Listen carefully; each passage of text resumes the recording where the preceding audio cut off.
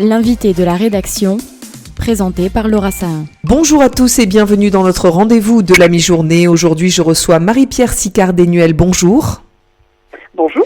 Vous êtes adjointe au maire de la ville d'Aix-en-Provence. Vous venez aujourd'hui nous parler de la restauration de la Bastide Jas de Bouffan, acquise par le père de l'artiste en 1859. Je parle bien sûr de Paul Cézanne qui est né et mort dans cette belle ville d'Aix-en-Provence.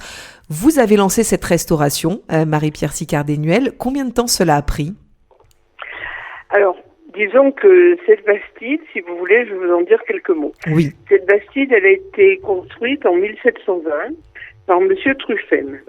Or, dans les recherches qu'on a pu faire avec les archives de la ville, on a vu que le témoin de mariage de Monsieur Truffen n'était autre que Georges Vallon. Georges Vallon, c'est le grand architecte aixois qui a fait la fontaine des Neuf Canons, l'hôtel de Courmont et la place d'Albertat. Donc déjà, vous voyez, on imagine que cette personne, Georges Vallon, a eu un regard sur la construction de cette Bastide est restée dans la famille Truffen 4 générations. Et à un moment, il y a une jeune fille Truffen qui avait épousé un monsieur Joursin. Et ce monsieur Joursin faisait des dettes. Et à qui a-t-il emprunté de l'argent ? À Louis-Auguste Cézanne, qui était, on ne disait pas banquier à l'époque, on disait usurier. Et finalement, il s'est vendu propriétaire de cette magnifique Bastide. Louis-Auguste voulait que son fils fasse son droit, parce que lui qui était parti de peu et qui finalement était arrivé à force de travail à devenir quand même banquier sur le cours Mirabeau, il voulait que son fils fasse son droit. Il l'avait inscrit en première année. Mais il y a le petit quatrain que je trouve charmant. C'est-à-dire Cézanne le banquier ne voit pas sans frémir derrière son comptoir un peintre en devenir. En fait, vous avez compris, Louis-Auguste voulait absolument pas que son fils soit peintre. Son fils s'était inscrit quand même à l'école de Détendeix. Donc Louis-Auguste achète la Bastide du Jas de Bouffan en 59, Paul Cézanne étant né en 39, et dit à son fils, écoute, mais lance-toi, tu peux faire ce que tu veux. Et Cézanne, là-dedans, c'est son terrain de jeu. Et donc, pendant 40 ans, Cézanne va peindre. Alors, au début, il peint à l'intérieur de la Bastide et sur tous les murs. Et quand finalement la famille Cézanne s'installe, il sort dehors. Monsieur et Madame Cézanne étant décédés, les 3 enfants Cézanne, Paul, Marie et Rose, sont obligés de vendre. Cette propriété est vendue à la famille Granel. Marie-Louise Granel épouse Corcy. Et finalement, cette propriété, c'est là-dessus que le quartier d'Aix-Corcy, parce que ça a été, une partie a été vendue. Finalement, la ville a pu acquérir cette propriété en 2018. En 2022, on a pu acquérir la ferme. À ce moment-là, on a commencé à restaurer la Bastide qui était en très mauvais état. À mesure que les travaux patrimoniaux avançaient, l'idée que j'ai soumise à Madame le maire et sur laquelle Madame le maire est tout à fait d'accord, ça a été, en même temps que nous allons ouvrir la Bastide, eh bien, nous allons faire une exposition du peintre sur les tableaux qu'il a peints au Jas de Bouffan. Mais ce qui a été le moment le plus fabuleux, c'est que quand on a commencé à faire des travaux un petit peu plus minutieux dans la Bastide, finalement, je vous ai dit tout à l'heure qu'on avait décroché des tableaux, mais finalement, on a retrouvé sur les côtés des tableaux qui avaient été décrochés des peintures de Cézanne. En particulier, Cézanne avait peint un moment la copie d'un tableau de Lancret, le jeu de cache-cache, qui était parti au Japon. Et finalement, on a découvert à droite et à gauche et en haut de l'endroit où il avait peint ce tableau, des restes de peinture de Cézanne. Alors ça a commencé bien sûr à beaucoup plaire à Madame le maire. On a continué. Et plus on a cherché, plus on a trouvé dans le grand salon des endroits que Cézanne avait peints. En particulier les médaillons, en particulier les guirlandes de gypserie, dont il s'était servi justement pour faire les 4 saisons. Voilà.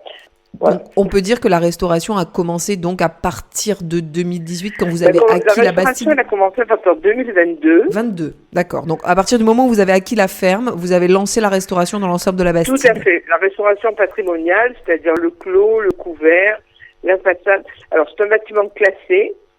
Donc, le site est inscrit. Donc, travaille avec la DRAC, avec l'Architecte des Bâtiments de France. Mais un travail très, très, très coopératif et tout a bien fonctionné. Pourquoi la mairie d'Aix a tenu à honorer l'un de ses peintres aixois? Alors, rapidement, Cézanne est décédé dans la nuit du 22 au 23 octobre 1906. Il est décédé parce qu'il y a eu un orage et peigné sur le motif. Il peignait le jardinier Vallier. Et finalement, il a pris la pluie, enfin bon, il rentre chez lui, il est très fatigué, et sa gouvernante envoie un télégramme à son fils, Paul, qui vivait avec sa mère Hortense à Paris, en disant « Venez vite, pas très mal ». Malheureusement, quand Paul arrive, son père est décédé. Donc il se rend à l'atelier des Louvres, qui est la dernière demeure de Cézanne, puisque quand ils avaient vendu le Jas de Bouffant, avec l'argent qui avait été partagé entre les 3 enfants, finalement, il a pu acheter un terrain et se faire construire l'atelier des Louvres.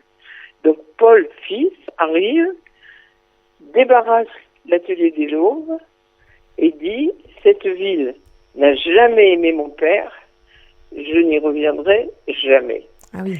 Il faut dire qu'entre le conservateur du musée Granet, qui avait dit « Moi vivant, aucun tableau de Cézanne ne rentrera », et ensuite, entre l'État, quand M. Corsi avait voulu essayer de vendre les tableaux avant qu'Ambroise Vollard s'y intéresse, et qui avait dépêché Léonce Bénédicte, le conservateur du musée du Luxembourg, qui avait écrit en as-papier en disant « Laissez ce petit gribouillard de province dans son obscure province ».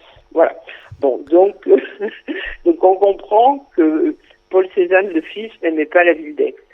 Et avec Madame le maire, on s'est dit on va le faire revenir en majesté à l'occasion de l'ouverture de cette propriété où il a habité 40 ans. Et finalement, c'est extraordinaire parce que nous avons une exposition de grande qualité et que je vous conseille tous d'aller voir parce que c'est magnifique. Une exposition donc, au musée Granet, donc c'est le nom que vous avez donné du coup à la Bastide Jas de Bouffant, c'est bien ça? Alors, le musée Granet, c'est le musée un musée qui est un musée national. Maintenant. Donc, on a eu déjà des grandes expositions. Il y a 2 ans, on a eu David Oxner, on a eu... Voilà. Donc, en fait, le musée, c'est le musée Granet. Et la Bastide, c'est toujours appelé la Bastide du Jas de Bouffant. Formidable. De toute façon, les 2 choses sont à un quart d'heure l'une de l'autre. Et ensuite, on a réhabilité l'atelier des Louvres, qui est sur le nord de la ville aussi, mais qui était dans la ville. L'atelier, la Bastide du Jas et le musée Granet. Donc le musée Granet propose une grande exposition, vous l'avez dit, du 28 juin. 130 œuvres. Voilà, 130 œuvres qui a débuté donc le 28 juin dernier et qui s'achève le 12 octobre prochain. Voilà, et qui viennent de 60 musées différents. Alors c'est ça qui est intéressant, vous avez réussi à réunir des œuvres issues du musée d'Orsay, du Petit Palais, de musées de Bâle, de Chicago, de Londres. Du Japon, d'Angleterre, d'Amérique du Sud, de Suède. Donc finalement c'est un véritable trésor. Dynamique avancée. Tout le monde a voulu faire partie de cette aventure. Donc on a des toiles de Cézanne qui n'ont jamais été prêtées. Et c'est très émouvant parce qu'on retrouve par exemple 2 vues du Jas de Bouffant qui sont à peu près similaires. Et finalement, ces 2 œuvres n'avaient jamais été réunies. Donc quand vous les voyez, on les vu sur la Bastide, elles n'ont jamais été réunies non plus. C'est ça qui est extraordinaire. On est vraiment sur une année Cézanne à Aix et donc vous, j'imagine, demandez à toutes les personnes qui ont la chance d'être sur notre territoire de venir visiter cette Bastide Jas de Bouffant et bien sûr ce musée Granet. Je les encourage.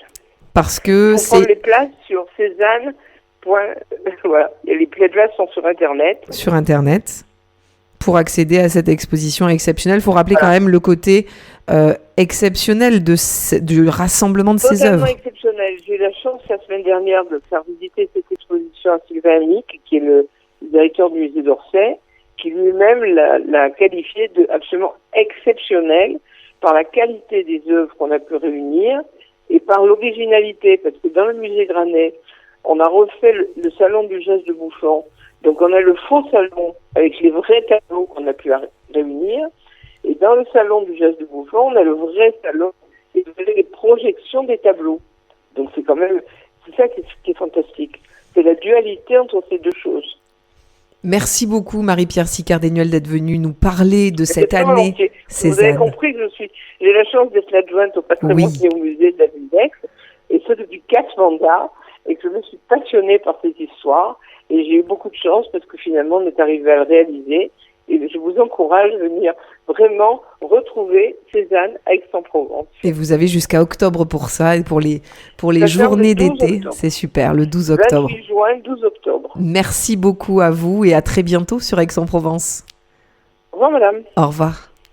Pour voir ou revoir cette interview, n'hésitez pas à aller sur notre site internet radiojm.fr, nos réseaux sociaux, Facebook, Instagram, X et notre application Radio JM. Très bel après-midi à tous.